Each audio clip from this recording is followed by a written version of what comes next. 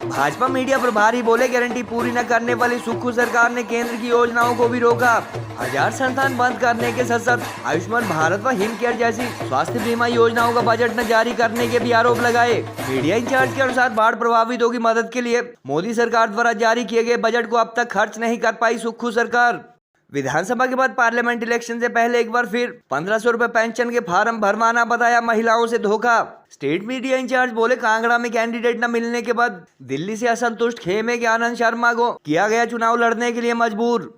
BJP के state media in charge एवं नैना देवी के विधायक रणधीर शर्मा ने कहा कि तय समय पर अपने चुनावी वादे अथवा गारंटी पूरी न करने वाली सुक्खू सरकार केंद्र की अरबों की योजनाओं में भी अड़ंगा लगाने का काम कर रही है। उन्होंने कहा कि इंफ्रास्ट्रक्चर से संबंधित विभिन्न योजनाओं के लिए मोदी सरकार द्वारा हजारों करोड़ का बजट जारी किए जाने के बाद प्रदेश सरकार अपना 10% शेयर भी नहीं दे रही है, जिसके चलते प्रदेश में विकास की रफ्तार ठप पड़ जाएगी। उन्होंने कहा कि प्रदेश की कांग्रेस तथा सुक्खू सरकार ने फर्स्ट कैबिनेट में महिलाओं को 1500 रुपए पेंशन व युवाओं को 1 लाख सरकारी नौकरियां देने का वादा व गारंटी पूरी न कर जनता को धोखा दिया है। रणधीर शर्मा के अनुसार विभिन्न विकास योजनाओं के साथ साथ प्रदेश सरकार द्वारा लोगों के स्वास्थ्य से जुड़ी हिम केयर योजना का बजट भी रोका गया है, जिसके चलते हिमाचल प्रदेश व चंडीगढ़ के कई स्वास्थ्य संस्थानों ने आयुष्मान भारत कार्ड पर मरीजों का इलाज करना तक बंद कर दिया था। उन्होंने कहा कि जनता से किए गए वादे पूरे करने के लिए एक तरफ जहां कांग्रेस सरकार बजट के अभाव का रोना रो रही है, वहीं दूसरी ओर कैबिनेट रैंक के सलाहकार, बोर्ड निगम अध्यक्ष तथा सीपीएस की फौज खड़ी कर अपने चहेतों पर खुलकर सरकारी धन लुटाया जा रहा है। दशकों से बिना चुनाव लड़े बतौर राज्यसभा सांसद दिल्ली में रहकर सियासत करने वाले आनंद शर्मा को कांग्रेस द्वारा कांगड़ा सीट से लड़ाए जाने पर मीडिया इंचार्ज ने कहा कि यहां कोई भी नेता इलेक्शन लड़ने के लिए तैयार नहीं था, इसलिए असंतुष्ट खेमे के आनंद शर्मा को यहां से चुनाव लड़ने के लिए मजबूर किया गया।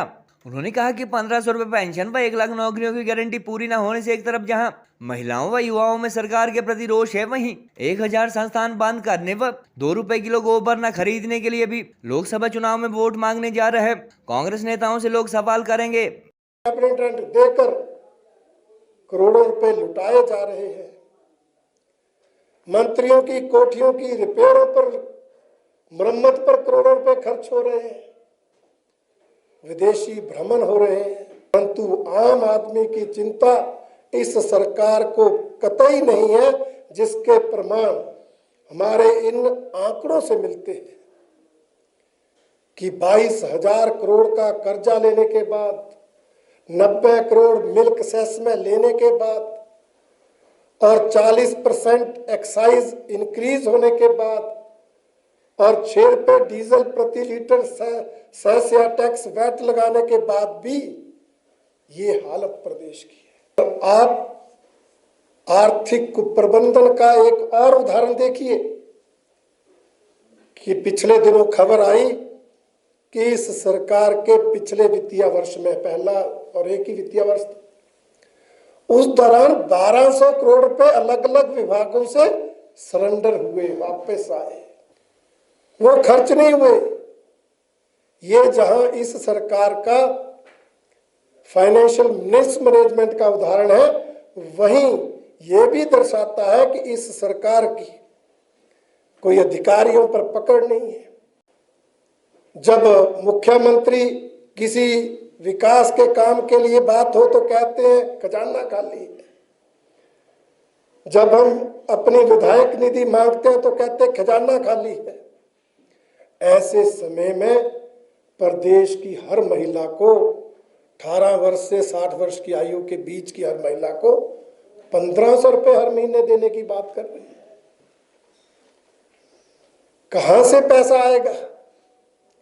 28 फरवरी 2024 को इस सरकार ने दूसरा बजट पेश कर दिया। ना पहले बजट में महिला सम्मान निधि की चर्चा थी, ना दूसरे बजट में एक भी पैसे के बजट का प्रावधान इस योजना के लिए है। उसके बावजूद कह रहे हैं कि हम 1500 रुपए हर महीने देंगे। फॉर्म भरवाए जा रहे हैं सिर्फ महिलाओं को गुमराह कर कर उनके वोट लेने के लिए। कभी कोई कहता है 18,000 करोड़ रुपए साल का लगेगा, कोई कहता है 887 करोड़ रुपए हर महीने लगेगा। परंतु इतना धन आएगा कहां से? जब बजट का प्रावधान नहीं है तो आप पैसा कहां से देंगे? जरा ये तो स्पष्ट करें। बार बार पूछने पर इसका उत्तर नहीं आ रहा है।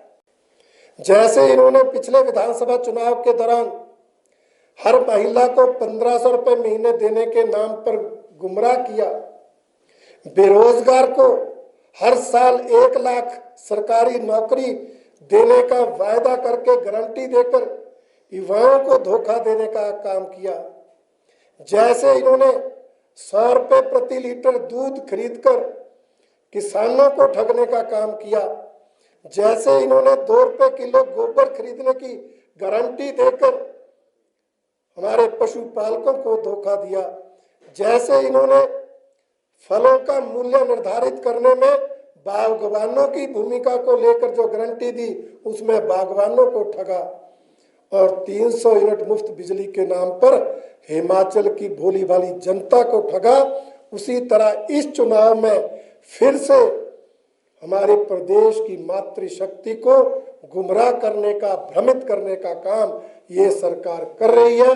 प्रदेश की महिला शक्ति से भी हमारी अपील है कि कांग्रेस के इस झांसे में ना आए और भारतीय जनता पार्टी, जिसकी केंद्र और प्रदेश की सरकारों ने हर वर्ग के लिए योजनाएं चलाई, ये लोकसभा के चुनाव हैं तो केंद्र सरकार ने, चाहे वो उज्ज्वला योजना है, चाहे आयुष्मान योजना है, चाहे किसान सम्मान निधि योजना है, चाहे प्रधानमंत्री गरीब कल्याण कल्याण योजना है, चाहे मुद्रा योजना है, ऐसी अनेक योजनाएं चलाकर समाज के हर वर्ग को लाभान्वित किया।